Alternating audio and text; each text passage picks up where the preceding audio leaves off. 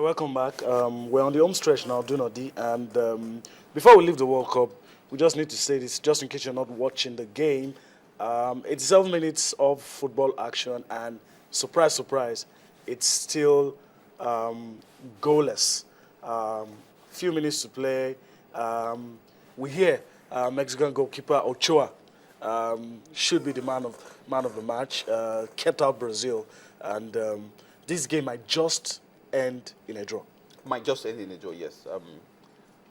You know the history of Mexico and Brazil. You know how frustrating this Mexican would be when they're coming up against Brazil.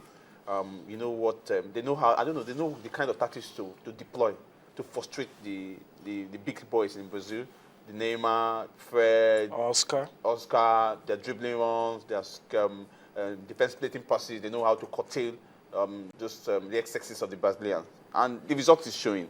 And they will be pleased with this result. They'll fancy their chance of getting to the second round. Second round with this kind of result, because all they needed is just try to keep it tight at the back in the last. If they eventually end this game goalless, and the Brazilians will say yes, this Mexican team is the most. Because even before, after the draws were made and everything, a lot of people say yes, this Brazilian team, this Mexican team will be the most difficult opposition to the Brazilian. But and we are seeing the result. All right. Okay. Let's leave the FIFA 2014 World Cup. But still talking football, another foreign manager will be plying his trade in the English Premier League. Well, it's not in the Big Four, but the English Premier League nonetheless. And his name, Ronald Koeman. And, I mean, he needs little or no introduction as a player. Was a fantastic player at Barcelona. Yeah, and for his national team, the Dutch team, he was known for his free kicks and his ability to keep the opponents at bay. And even as a manager, I mean, you know, a traveler, a journeyman, so to speak. But he has done so well, and he's going to Southampton. So I don't know. I don't know how you see that move. Looks like a good one for Southampton. It's big. It's a big move for him. At least going to. And do a team in the English Premier League. So up to Sunday, sometime in the fixtures, as the fixtures will be released, we're going to be coming up against this compatriot, Louis van Gaal. We'll say yes, but there is a huge responsibility. The stakes are very high. The man that left the job, Mauricio Pochettino, did a good job. But the players he's going to be working with, one of them, Ricky Lambert, has moved to Liverpool, and some other players are moving. Well, they are looking at how well they can stop them. Yeah, Ronald Koeman said the reason he's coming to Southampton is because of how they are able to bring young players, and he's interested in working with that. But these young players were the ones that won them promotion to the Premier League. They will discover others. No. That's what happens. These players, this present Cup, the players that were last won the promotion to the Premier League. Luke Shaw, Adam Lallana. These guys got invited to the English national team, and they are the World Cup. So it means you have to. But you can't compare. Southampton. You can't compare when you're working with a player who gave you a promotion, and you work with them, and they give you a comfortable position in the Premier League, and earn them a call up into the national team, and some of these guys are moving to bigger clubs. So it means he has to get players from offshore. He has to get players from other leagues to pick up that squad. Let's put the spotlight on the man. Let's do Southampton. Let's look at his CV.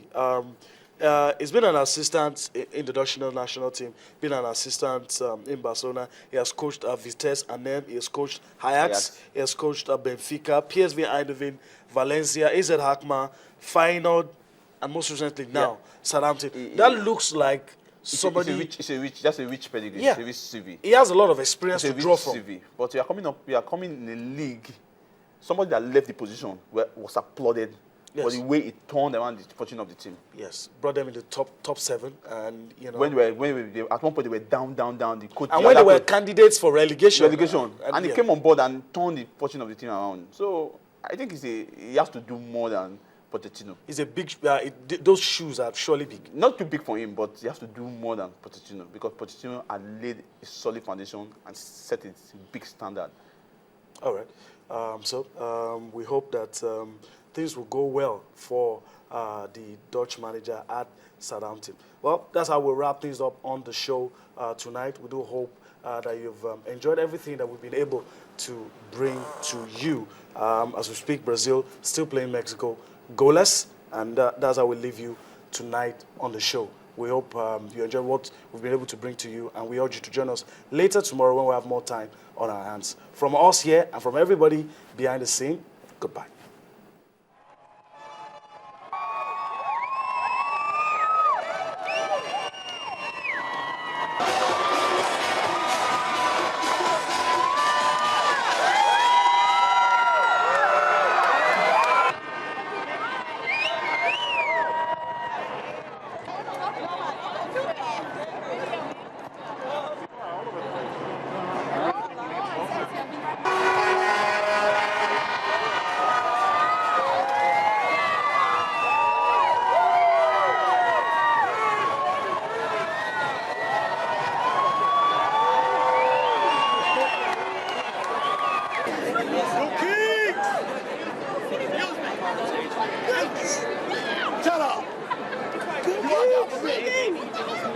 I am in awe of the fact that this is the second cup in 3 years for these guys. Come on! By the way, this is the Magic hat. I purchased this year.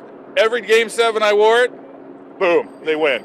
Go Kings, baby! Stanley Cup champs, here we are! 2014, woo!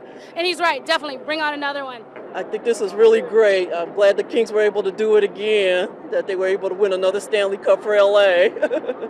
I thought it was really awesome. All the boys seemed really excited, and we were really excited to be here and get to witness it. We had great seats.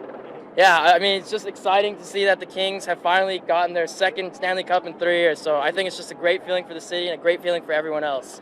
Yeah!